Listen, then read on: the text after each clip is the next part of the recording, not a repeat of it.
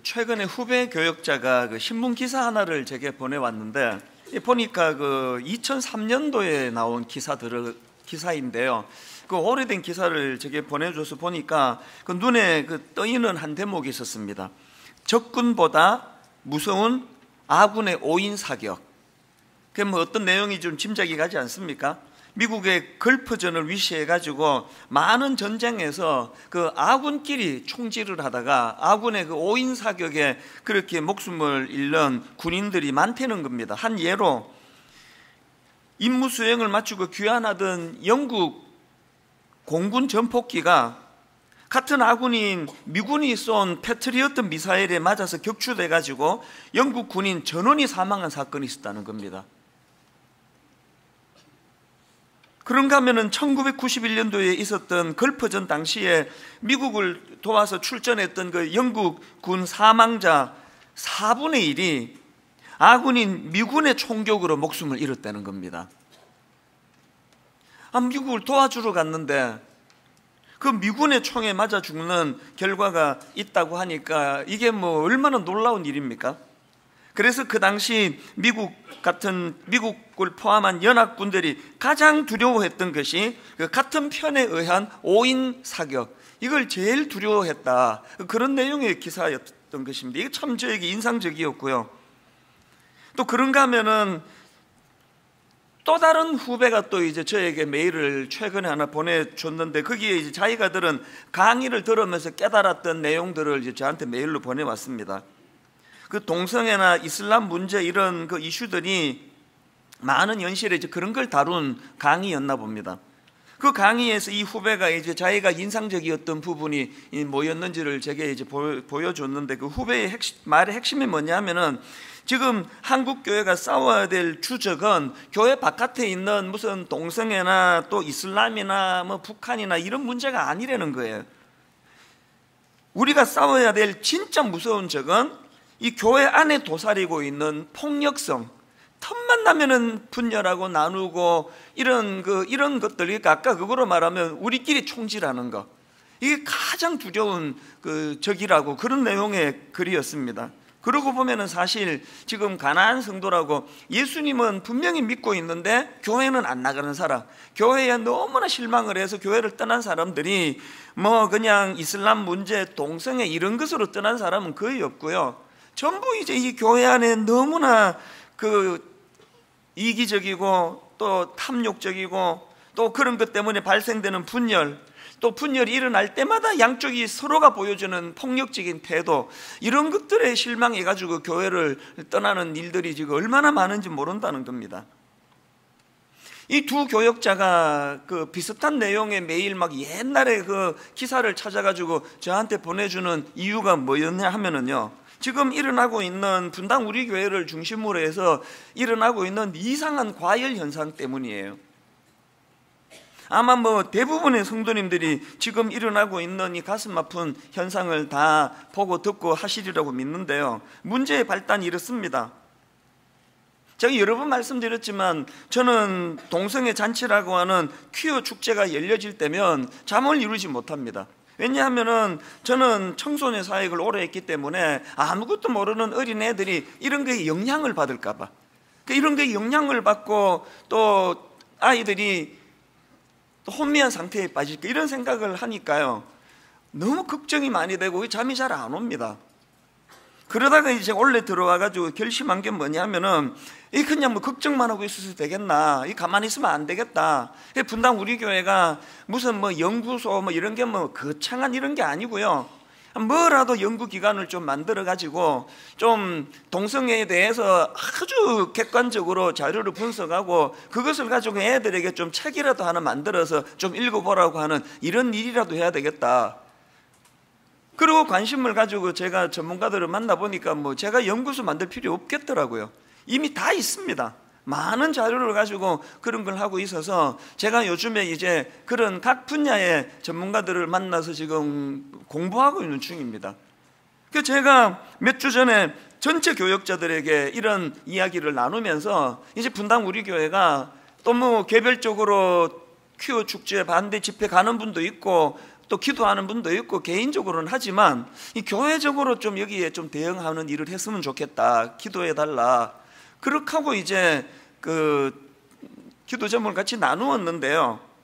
그랬더니 이제 우리 교회의 그 정진영 목사님이 거기에 좀 뭐 감동을 받았는지 아니면은 원래부터 그런 설교를 하려고 계획했는지는 몰라도 2주 전 이제 설교 시간에 이제 자기 나름대로 정리한 동성애에 대한 내용을 이제 언급을 한 겁니다. 근데 제가 보니까 이게 워낙 이제 예민한 문제다 보니까 이제 설교자가 좀 흥분한 것 같아요. 그래서 원고에 의하지 않고 그냥 이렇게 툭툭 이렇게 말을 던지는데 그게 이제 좀 표현의 실수가 좀 있었던 게 저도 느껴지더라고요. 그 제가 정진영 목사를 불러가지고 따끔하게 지적을 했습니다. 지금 동반연이라는 단체를 위시해가지고 동성애 법제화를 막기 위해 가지고 인생을 걸고 싸우는 분들이 계시는데 이거 딱 들으면 그 자기들 겨냥해가지고 막 그냥 들이퍼붓는 것처럼 오해할 텐데 어떻게 그렇게 주의력 없이 설교하느냐고 그랬더니요, 정 목사가 100% 자기가 그것을 다 수용하고 정말 자기가 잘못했다고 그러면서 이렇게 저한테도 그렇게 사죄를 하고 바로 이제 그래서 2번에 걸쳐서 그 내용들을 사과를 하고 그리고 또 스스로가 자기가 자본해서 이제 1년 동안 내가 강단에 서지 않고 자숙하겠습니다. 그래서 참 그게 고마웠거든요. 그런데 이게 막 걷잡을 수 없이 이게 일파만파로 흘러가는데요. 뭐 처음에는 너무 어리둥절했습니다. 이게 도대체 이렇게까지 사과를 하고 했는데 이게 이렇게까지 이게 격분할 일인가. 그러고 보니까 그 반대하시는 운동하시는 분들이요, 그만큼 거기에 인생을 걸고 마음을 쏟다가 보니까 이제 그 분노도 그만큼 컸던 것 같아요. 그래서 이제 막 이런 소용돌이가 지금 일어나고 있는데 저는 기독교 언론에서 이걸 다루고 막 우리 담당 목사님이 막 업무가 마비될 정도로 항의 전화가 오고 할 때 한결같이 말했습니다. 어떤 대응도 하지 말고 무조건 잘못했다 그래라. 우리가 잘못한 건 맞다. 말 조심해야 되는데 못한 건 맞다. 그러면서 이제 한 며칠 지나면은 이게 잦아들겠지 생각을 했는데 이게 아닌 거예요. 그 과정에서 제가 참 충격을 받은 게 몇 가지가 있는데요. 우선 막 저에게 이제 정진영 목사 이제 면직시켜야 된다. 그리고 그냥 가만히 안 있겠다. 막 이렇게 이제 저한테 흥분해서 말씀하시는 분들에게 제가 꼭 물어보거든요. 근데 그 설교를 들어는 보셨냐고. 적어도요, 제가 확인한 분들 중에는 그 설교를 들었다는 사람이 한 명도 없습니다. 그렇게 기사 보고 막 이런 걸만 가지고 그래서 이게 너무 제가 충격이 돼서 오늘 사실은 이제 사도신경 첫날로 제가 이제 말씀을 준비해 왔는데요. 이게 지금 잦아들지가 않는 거예요. 그래서 이제 이런 문제를 가지고 제가 그 설교 전문을 다 올리고 이런 부분은 잘못했고 그건 또 사죄해야 되지만 그러나 이분이 그 복음적인 설교를 한 거는 맞다. 그렇게 글을 올렸음에도 불구하고 뭐 여전히 목사 면직시켜야 된다. 이런 강경한 목소리가 잦아들지 않기 때문에 제가 이제 오늘 본문을 바꾼 거예요. 그리고 한번 이게 뭐 한 개인의 어떤 목사의 문제, 한 교회의 문제가 아니라 하나님께서 한국교회 전체적으로 이 문제를 가지고 기도할 기도 제목을 주시는 거 아닐까. 사실 이 과정에서 제 억장을 무너지게 한 것은요, 그 지난주 수요일쯤으로 기억합니다. 느닷없이 교회에 또 막 항의 전화가 막 엄청 많이 들어오는 겁니다.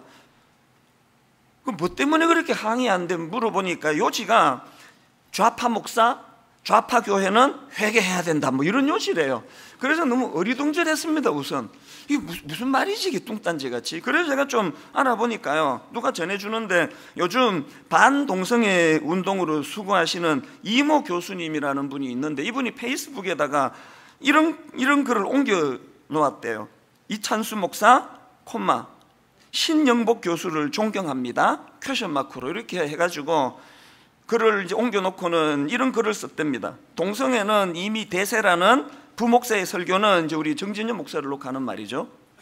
동성애는 이미 대세라는 부목사의 설교는 단순한 해프닝이나 단순한 해프닝이 아니고 이런 위험한 저를 보고 하는 거죠.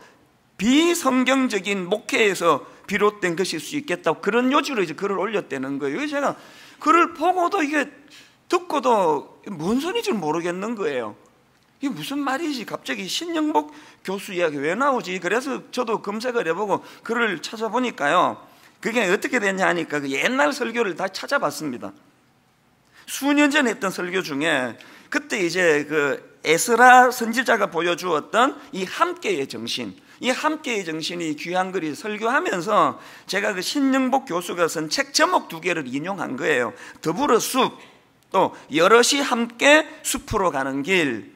그래서 제가 이 책 제목을 소개하면서 제가 이렇게 말했더라고요. 제가 찾아봤습니다. 여러분, 이런 차원에서, 이게 중요합니다. 이런 차원에서 성공회대 신영복 교수님을 이런 면에서 존경하는데요, 제가 2번이나 강조했더라고요. 이런 차원에서, 이런 면에서. 그 어떤 면입니까? 제가 지금 에스라 선지자가 보여준 함께의 정신을 설교하는데 이런 제목의 책을 내는 이런 점에서 참 이건 참 존경스러운 거 아니냐는 그런 요지로 뭐 원고에 있는 것도 아니고요, 툭 나온 거 아니겠습니까? 이걸 가지고 이제 제가 막 인터넷에 떠도는, 지금 떠돌고 있습니다. 저와 관련된 동영상 하나 제목을 보고 내 기절하는 줄 알았습니다. 이찬수 목사가 김일성 주의자인 신영복을 존경한다고 말하는 동영상입니다. 괄로, 이 동영상 보고 너무 충격받음. 나는 그 글을 보고 충격을 받았습니다. 아니 여러분, 제가 지금 그 법정 스님의 무소유, 그 돌아가실 때 아무것도 남기지 않은 그 무소유가 난 너무 존경스럽습니다. 그러면 제가 불교 신자가 되는 겁니까? 그 김수환 추기경님의 그 검소함, 우리 모든 목사들이 다 본받아야 됩니다. 그분의 검소함을 나는 참 존경합니다. 그럼 내가 천주교 신자가 되는 겁니까? 이걸 똑 따가지고, 그래가지고요, 저는 그 글을 올리신 그 이모 교수님은 누군지 잘 알지도 못하지만 이분이 적어도 반동성애 운동을 하시는 분이라고 하니까 저는 이분에 대해서 잘 모르지만 그래도 이분이 그 불교 신자였다가 그 간증을 들어보니까 불교도로서 목사님을 조롱하다가 예수님을 만나서 변화가 되었다, 그런 간증을 하고, 초신자인데도 불구하고 이렇게 그 전면에 나서서 애쓰시는 거, 이런 것들이 제 마음으로는 그 참 기도해 드려야 되겠다 그런 생각을 하는 분인데, 설마 이런 분이 저한테 확인도 안 해보고 이런 글을 옮겨 쓸까 해가지고요, 그 하지도 않는 페이스북을 어떻게 해가지고 그 들어가 봤습니다. 나 또 기절하는 줄 알았습니다. 그분의 그 글 밑에다가 댓글이 있는데 몇 개만 내가 소개해 드릴게요. 댓글 1, 이찬수 목사도 위험하네요. 사상이 그런 사람인 줄 몰랐는데 때가 되니 다 나오네요. 댓글 2, 이찬수의 본색을 드러내는군요. 결국 좌파 목사라는 것을 확실하게 알게 해주는 영상입니다. 댓글 3, 빨갱이가 목사로 취직하면 저렇게 됩니다. 어차피 믿음이 뭔지도 모르는 자들. 배교라는 단어도 아깝다. 배신할 만큼 마음에 예수를 품은 적이 있기나 했던가?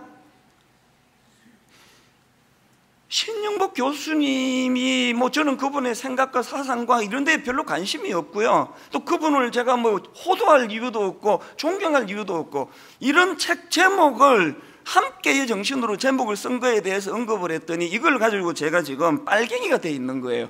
내가 그날 그 충격을 받은 게 뭐냐면요, 그래도 여러분 반동성애 운동하시는 참 신실하신 크리스찬의 그 사이트 아닙니까? 거기에 이런 글들에 대해서 누구 하나도 왜 함부로 그렇게 그런 글을 쓰느냐는 지적이 하나도 내 눈에는 안 보이는 거예요. 그게 너무 충격이 됐습니다. 그날 제가 억장이 무너진 게 뭔지 아세요?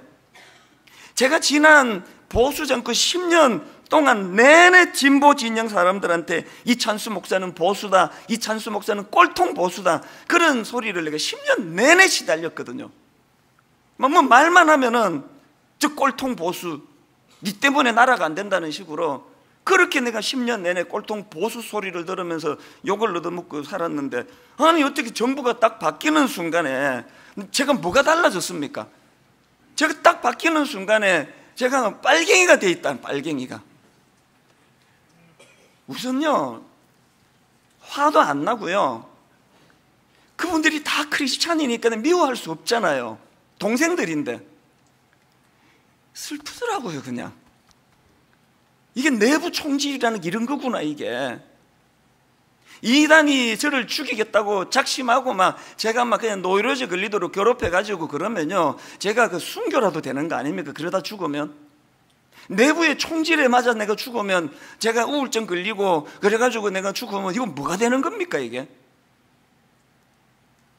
제가 이런 글들에 대해서 좌절하는 게 뭐냐면요, 어떻게 공격하는 방식이 그렇게 양쪽이 똑같았냐는 거예요. 지난 보수 정권 10년 내내 툭 하면은 왜 그 보수 신문을 이용하느냐, 인용을 왜 그런 신문에서 하느냐고. 아니, 오늘 본문이랑 너무 적절한 조화되어 있는 그 본문인 걸 찾았는데 제가 신문 가려서 그거 다 빼면은 무슨 거리로 내가 설교합니까? 툭 하고 설교하면은 왜 그 보수 진영의 누구를 인용을 하느냐고. 그래서 10년 내내 시달렸는데, 이게 그냥 대상은 바뀌고 공격은 바뀌고 꼴통 보수에서 급진 그 진보주의자가 자의적으로 제가 변신을 했는데 공격 내용은 지금 똑같은 거 아닙니까? 왜 그 신영복 교수 책 인용하느냐는 그 얘기 아닙니까? 이제 슬픈 거예요, 그냥. 너무너무 저질스러워가지고, 우리 기독교가 말이에요, 그 사람들이 젊은 사람들이 이런 분위기에 지금 편성하는 거지.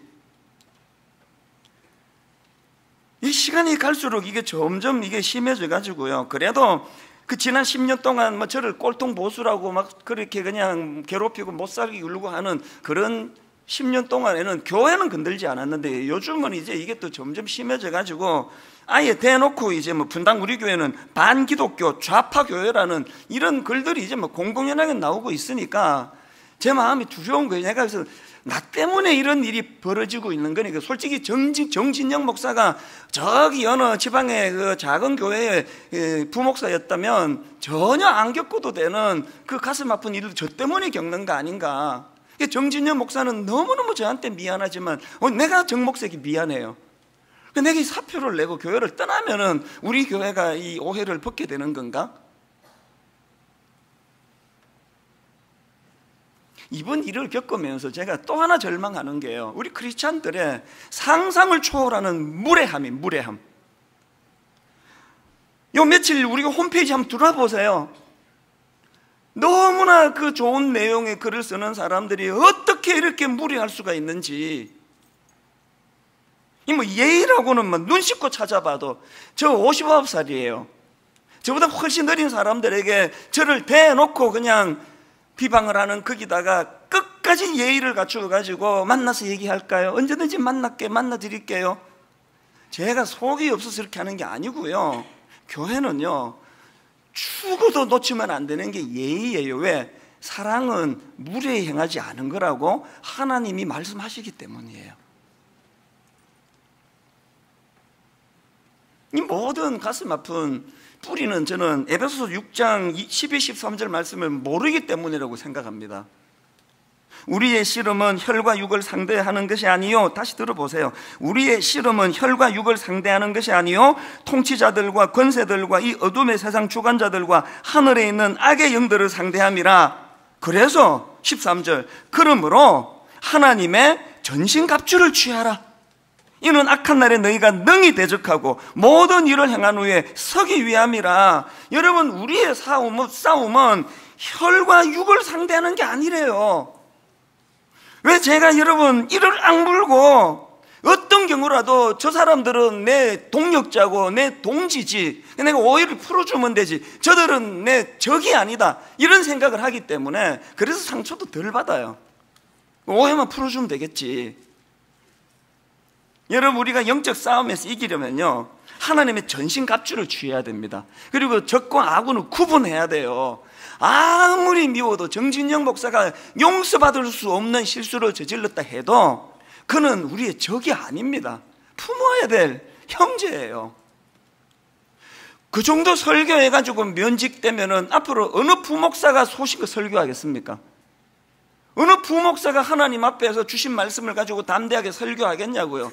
저요, 그런 일 없다고 저는 믿지만 끝끝내 정진영 목사가 이것 때문에 면직돼야 된다면 그날로 저 목회 그만둡니다. 내가 두려워서 어떻게 설교하겠냐고요. 그 정도 부목사 하나도 보여주지 못하는 무능한 목사가 무슨 담임 목사 자격이 있겠냐고요. 제가 지난 10년 동안 한 번도 이런 얘기 한 적이 없잖아요. 제가 그 이모 교수에게 항의해야 된다, 이건 명예훼손이다, 막 우리 가까운 후배들이 막 격앙해서 이야기할 때도 가만히 두라 그랬습니다. 그분은 우리의 적이 아니라고, 오해 풀어드리면 된다고. 왜 그렇게 이야기해야 됩니까? 여러분들도 부탁합니다. 그분 사이트로 가고 페이스북 가서 어떤 글도 쓰지 마세요. 제가 분명히 말씀드리는데요, 그거는 제가 존경하는 목사님의 그 설교를 인용해 드리자면, 잘 들어보세요. 기독교의 입장을 나타내기 위해 우리의 어떤 힘을 나타낼 수 있지만 분명한 것은 그 힘으로 세상에 무엇인가 메시지를 증명한다면 기독교는 더 이상 기독교가 아닐 수 있다. 저는 이 말에 동의합니다. 분당 우리 교회 얼마나 많이 모이는지 알아? 얼마나 영향력 있는지 아나? 너 죽었어, 우리 담임 목사를 건드려? 이렇게 나서는 순간 이게 기독교가 아니에요. 우리는요, 때리면 맞고요, 묵묵히, 저는 주님께 배운 거, 용서하는 게 이기는 거다. 저는 주님께 그거 배웠습니다. 그 지금까지 믿고 있습니다.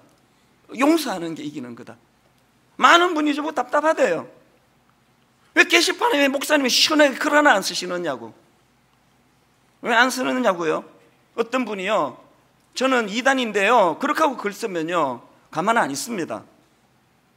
어떤 경우라도 게시판에 글 쓰는 그분은 저희 적이 아니에요. 내부 총질 안 됩니다.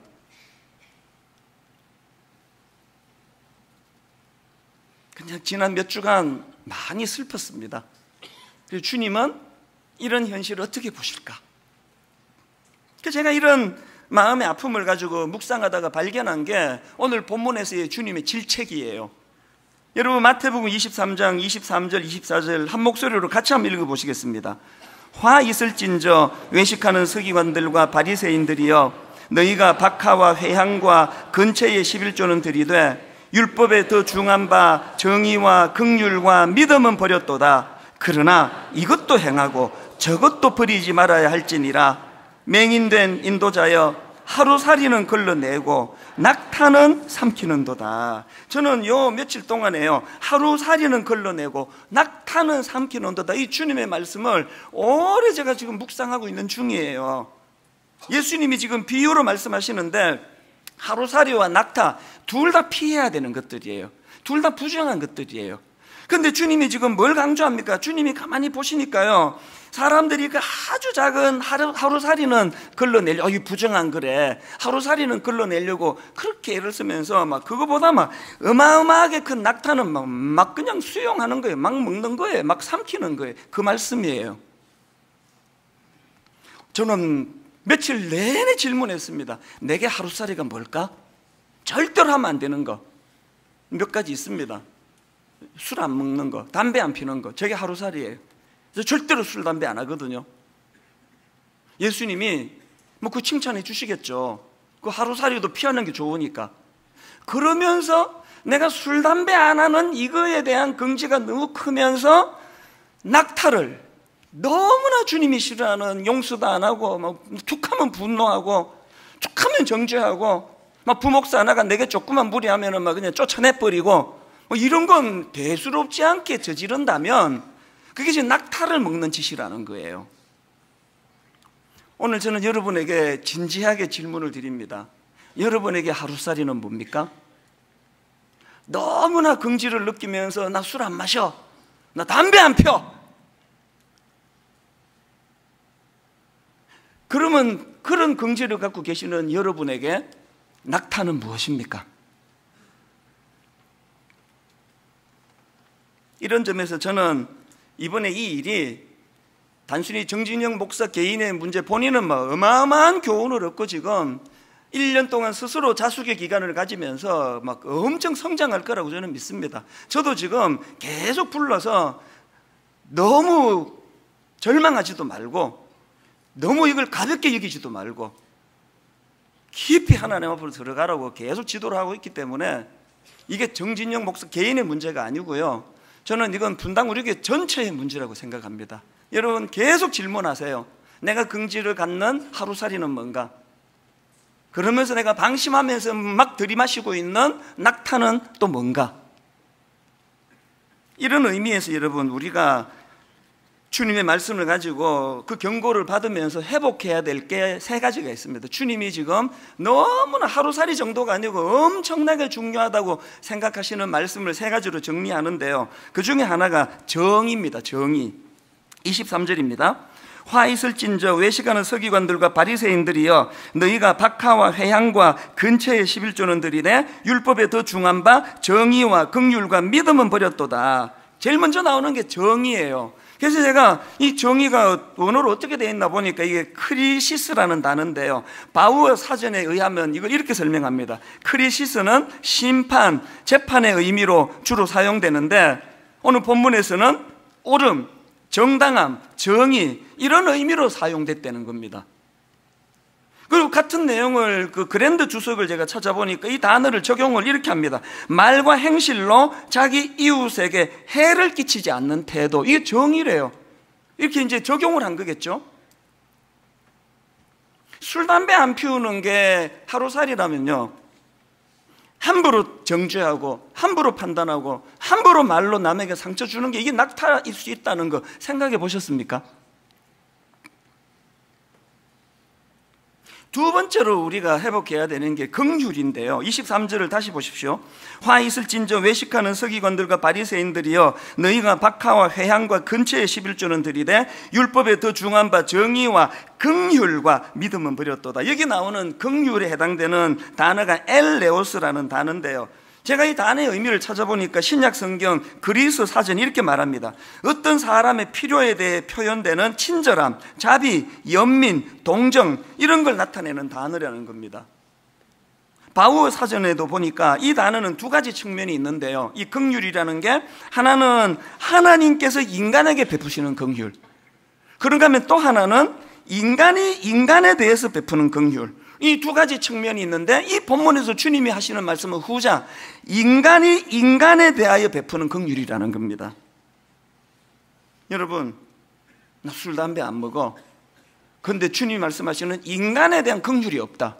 그게 낙타래요. 그게 막 둘 다 안 하는 게 제일 좋고요, 막 굳이 둘 중에 하나를 해야만 한다면 그냥 담배를 피십시오. 담배를.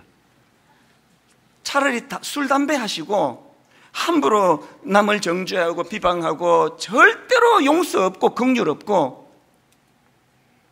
그래서 마태복음 9장 13절에 보니까 너희는 가서 내가 긍휼을 원하고, 주님이 말이에요, 내가 긍휼을 원하고 제사를 원하지 아니하노라 하신 뜻이 무엇인지 배우라. 나는 의인을 부르러 온 것이 아니요 죄인을 부르러 왔노라 하시니라. 마지막 세 번째로 회복해야 되는 게 뭐냐? 믿음이 믿음. 23절을 다시 보십시오. 화 있을진저 외식하는 서기관들과 바리새인들이여, 너희가 박하와 회향과 근처의 11조는 들이되 율법에 더 중한 바 정의와 긍휼과 믿음은 버렸도다. 여기 나오는 믿음은 여러분 다 아시는 단어예요. 피스티스라는 단어 여러분 들어보셨죠?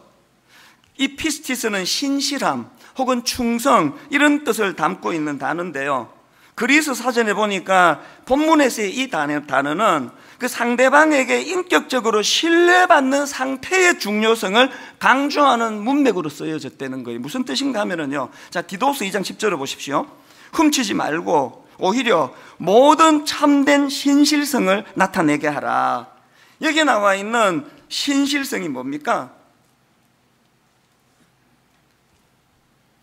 하나님 앞에 사람들에게 인격적으로 신뢰받는 이 상태가 중요하다는 거예요. 그러니까 지금 예수님께서 그렇게 율법을 잘 지키는 그 사람 서기관 바리새인들에게 주시는 지적이 뭡니까? 지적이 먼저 너의 삶으로, 먼저 너의 성품의 신실함으로, 먼저 너의 신뢰할 만한 모습을 먼저 보여주라는 거 아닙니까?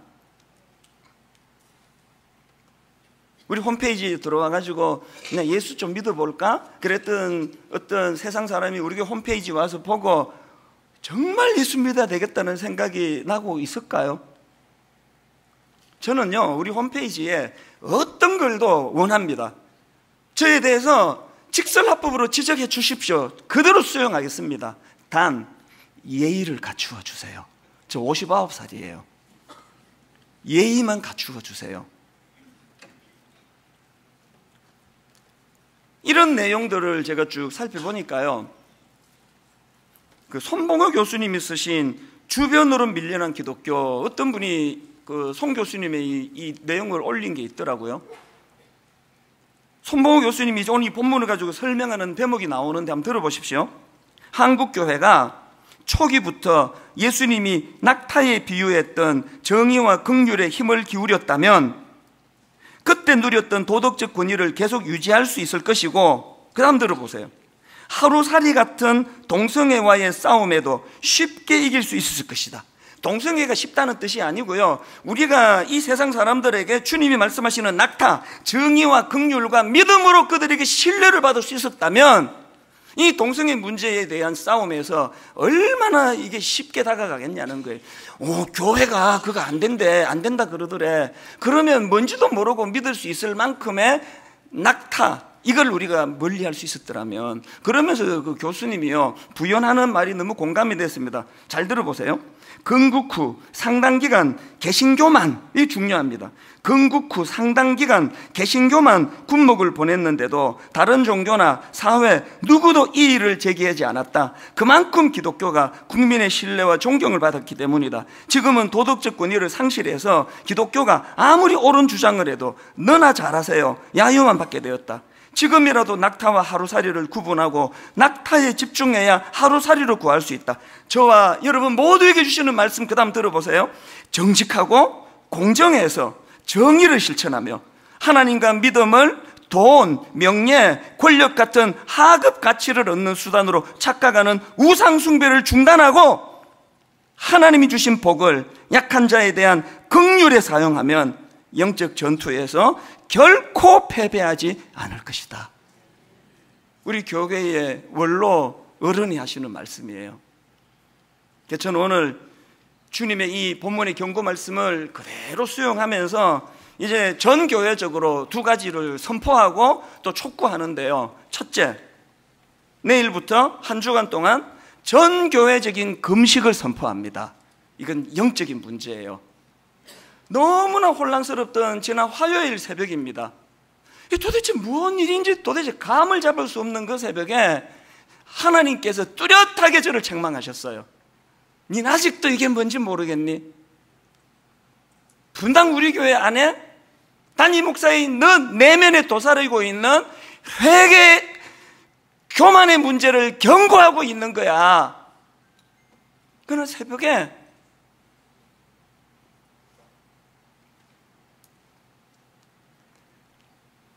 그날 제가 두 끼 금식을 하면서 전 교역자 모아놓고 말했습니다. 하나님, 이게 우리의 교만을 지적하시는 거란다. 제가 공개적으로 정목사를 야단을 쳤습니다. 어떻게 그런 중요한 이슈를 건들건들하면서 원고를 의지하지 않고 그렇게 설교할 수 있느냐고. 그게 당신 안에 있는 교만의 문제라는 걸 오늘 알게 되었다고. 나머지 부교역자들은 여기에 자유하나? 큰 교회 목사라고 건들건들거린 적 없는지 회개해야 되는 거 아니냐? 먼저 내가 오늘 금식하며 회개할 테니까, 그리고 다음 주일날 전 교회적으로 내가 회개를 선포할 예정이니까 원하는 사람은 이번 한 주간 당겨서 회개하기를, 금식하기를 원한다고. 그날 너무너무 고마웠습니다. 모든 부교역자들이 눈물로 목사님 말씀이 옳습니다,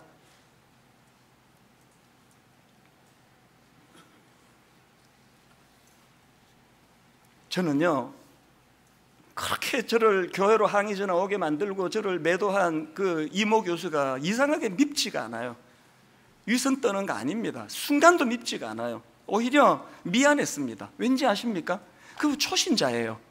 불교에서 예수님이 얼마 되지 않은 그분을 갑자기 전투복 입혀가지고 전사로 지금 그분을 온 교회들이 떠받들면서 그분이 놓치게 된 게 뭐예요? 불교와는 다른 기독교만의 진짜 깊이 있는, 이게 불교와 다른 복음의 능력이구나, 이거를 전해줄 기회도 없이 전투복 입혀가지고 너무 미안한 거예요, 그분에게. 이게 기독교입니까? 이게 기독교입니까? 잡으려고 몇 년치 설교를 뒤져가지고 그 책 인용 한마디 안 걸가지고 빨갱이라는 소리를 만들게 하는, 이게 기독교입니까? 이게 기독교면은 저는 더 험한 말 나올까봐 내가 방금 절제했습니다. 이게 기독교입니까? 여러분, 이게 기독교입니까? 이게? 그분에게 전투복 입히기 전에 진짜 기독교의 진수, 손양호 목사님 두 아들 죽인 그 원수를 양자 삼기까지 가는, 우리는 그렇게까지는 못 간다 할지라도 이게 기독교입니까? 이게 복음입니까? 이게 십자가입니까? 그 젊은 목사가 그렇게 지금 초죽음이 돼서 사과하고 1년 동안 강단에 안 쓰겠다고 스스로가 자처하고, 저는 지금 정진윤 목사가 지금 우울증 올까봐 조마조마한 사람이에요. 제가 행정 목사 보고 자꾸 체크해라, 그리고 나한테 자꾸 내가 절대로 화나 있지 않다고, 미워하지 않는다고 자꾸 전해달라, 여러 목사한테 부탁합니다. 이게 기독교입니까? 이게? 이모 교수님이 그분 잘못입니까? 이게? 천박하기 짝이 없는 그런 오늘 저와 기성세대 우리들의 잘못 아닙니까?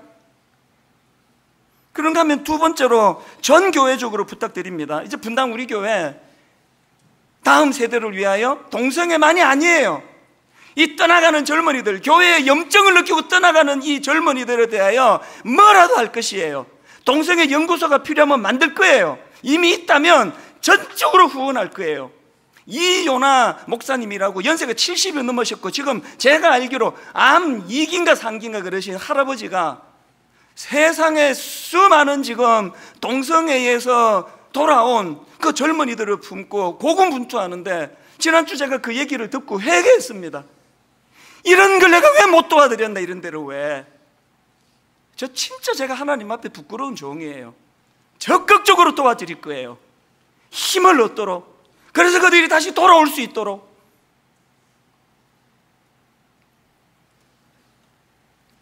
제가 왜 그 주일만 지나면은 월요일, 화요일 저한테 메일을 보내주는 그 대학생이 하나 있다고 얼마 전에 말씀드렸잖아요. 목사님 오늘 설교 이렇게 잘 들었습니다. 목사님 이렇게 저렇게 잘 들었습니다.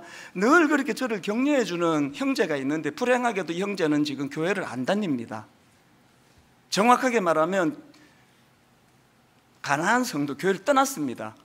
이 형제가 출석하는 교회가 둘로 쪼개지고 성도들끼리 싸우고 다투고 반목하고 갈등하는 모습을 보면서 형제가 교회를 떠나버렸어요. 지금 유일하게 제 설교 다운받아서 지금 신앙을 지금 유지하고 있는 형제인데요, 한 번은 이런 글을 보내줬습니다. 저한테 형제가 맨날 싸우는 이런 한국 기독교 상황을 학교 기독교 수업 시간에 다루며 연대 다니는 학생이거든요. 이 기독교 학교 아닙니까?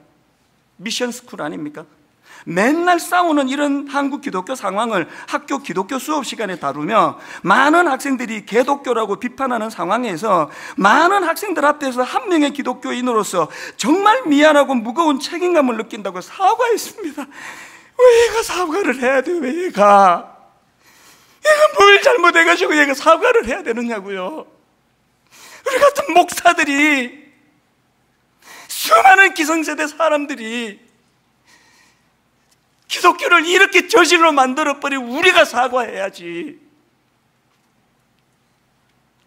이 형제가 얼마나 신실한 크리스찬인지 아십니까? 한 번은요, 또 메일이 왔어요. 학교 수업 중에 의과대학을 다니거든요.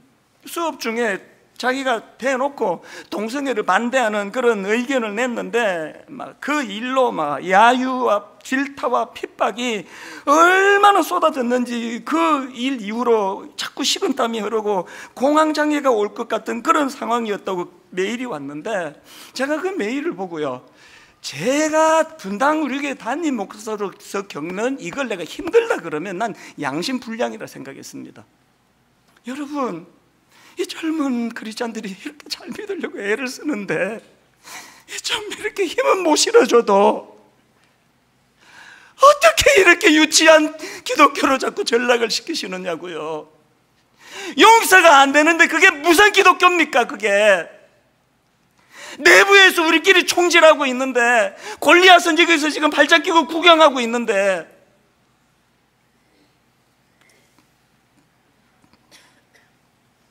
저는 정말 한 주 내내 위기감을 가지고, 정말 위기감을 가지고, 이러면 안 되는데 정말 이거 그 하루살이 그 쫓아내는 게 이게 뭐 대수라고, 술 담배 안 하는 거 이런 거 붙잡고 낙타를 막 마구마구 먹으면서 막 무차별 막 이게 뭐 해도 되는 말인지 안 되는지 구분도 없이 이게 무슨 이게 무슨 시중에 무슨 교회에서 나올 글이 아닌데 이게 어떻게.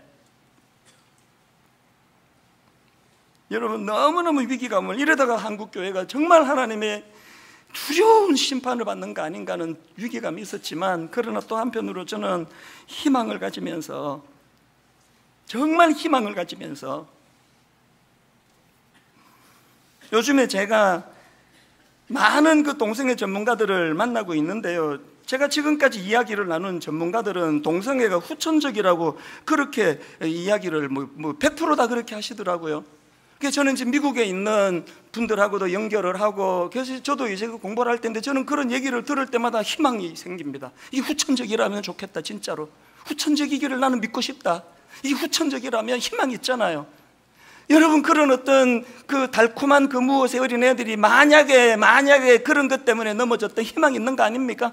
우리가 진짜 매력 있는 교회, 세상에는 그냥 얼굴 이쁜 것 가지고 무슨 대학 나온 것 가지고 사람을 차별하지만, 여기만 들어오면 그런 거 하나도 따지지 않고, 우리 인연 같은 거 따지지 않고, 여기만 오면은 다 품어주고 다 용서하고, 진리가 바로 세워주는 것을 원합니다. 바로 세워줘야 돼요. 타협하면 안 됩니다. 그러나 그 진리의 끝에는 어떤 탕자도, 어떤 세리도, 어떤 악한 사람도 다 품고 용서하며 나가기를 요구하셨던 예수 그리스도의 그 사랑의 정신이 살아나고 회복되는 그런 터전 위에서의 진리 사수가 있게 되기를 바랍니다. 오늘 저는 이 찬양을 또 부르기를 원합니다. 왜냐하면 대안은 예수 그리스도이기 때문에, 대안은 복음이기 때문에, 예수님은 우리에게 이 찬양 부르기를 원한다고 저는 생각합니다. 예수는 내 힘이요 나의 기쁨 참 내 소망. 가사를 생각하시면서 우리 찬양 같이 불러보기 원합니다. 예수는 내 힘이요, 예수는 내 힘이 나의 기쁨 내 참 소망. 내 참 소망. 그 이름의 생명이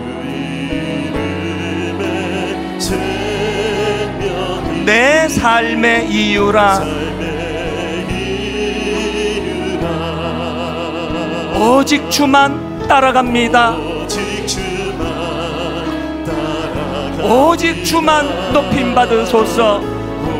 오직 주만 높임 받으소서. 선포하십시오. 내 평생에 무엇을 노래합니까? 그 이름은. 무엇을 선포합니까? 그의 선하심을 세상에 노래합니다. 그 이름의 크신 능력,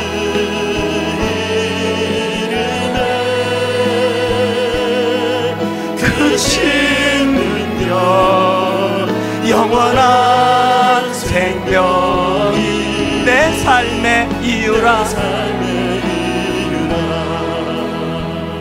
우리 같이 두 가지를 놓고 기도하셔야 되는데요, 첫째는 회개입니다. 회개예요. 그 아무 죄도 없는 어린 대학생이 이렇게 비참해진 기독교를 내가 용서를 구한다는 이런 말 나오지 않도록 우리가 회개해야 됩니다. 그런가 하면은 두 번째 기도 제목이 이겁니다. 교회 밖으로 떠나간 다음 세대가 돌아오게 하여 주시옵소서. 아버지, 우리들의 이런 저질스러운 모습 때문에 염증을 느끼며 교회를 떠나갔던 수많은 젊은이들이 다시 교회로 돌아올 수 있기를 원합니다. 그 일을 위하여 우리가 회개의 자리로 나가기 원합니다. 이 두 가지를 가지고 우리 통성으로 같이 기도하기 원합니다. 같이 기도하시겠습니다. 살아계신 하나님 아버지, 아버지 하나님, 주님의 십자가에 그 십자가의 사랑, 아버지 하나님, 자격 없는 자를 향하여 자격 있다 여겨주시는 그 주님의 그 영광과 그 은혜가 교회 안에 선명하여 지고 아버지 나 같은 죄인 살리시 하나님 은혜를 놀라워하며 아버지 그 은혜에 감사할 수 있고 감격할 수 있는 은혜의 회복이 우리에게 필요합니다. 아버지 하나님, 이 은혜의 역사로 하나님 우리를 새롭게 하여 주시고 교회를 새롭게 하여 주시기를 간절히 원합니다. 이 복음의 능력으로 충만하게 해주시고 아버지 이 복음의 능력을 경험하며 나아갈 수 있는 삶이 될 수 있도록 하나님 은혜를 주시옵소서. 하나님 은혜를 주시옵소서. 아버지 하나님, 아버지 누군가를 용서할 수 있는 그 십자가의 사랑, 누군가를 용납할 수 있는 아버지의 마음, 아버지 하나님 우리에게 그 은혜를 주시고 아버지 이 은혜의 정신 위에 아버지 든든히 서갈 수 있는 아버지 그 은혜를 주시옵소서. 하나님 아버지, 목사인 저를 용서해 주시고 기성세대인 저희들의 죄를 용서하여 주시기를 원합니다.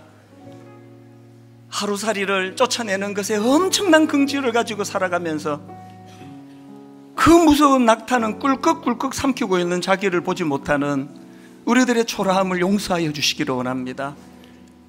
우리들의 초라함으로 떠나갔던 젊은이들이 돌아오기를 원합니다. 복음은 너무나 매력적이고 복음은 너무나 아름다운 것이라는 것을 다시 한번 회개한 저희들을 통하여 드러나게 하여 주시옵소서.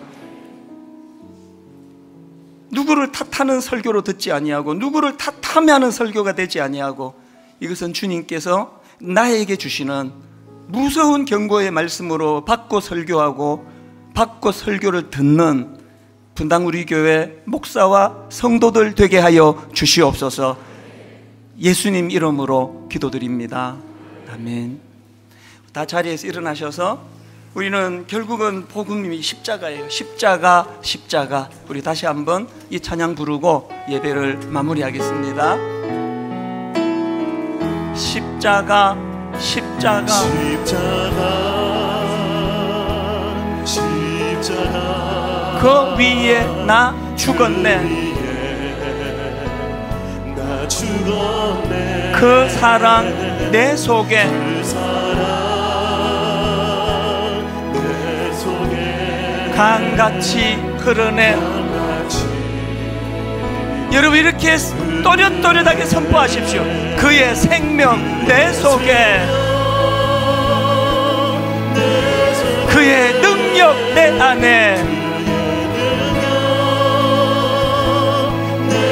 그의 소망 내 삶에,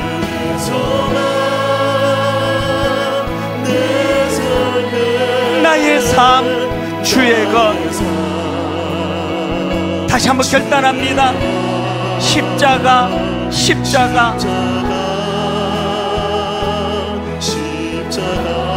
그 위에 나 죽었네. 그 사랑 내 속에,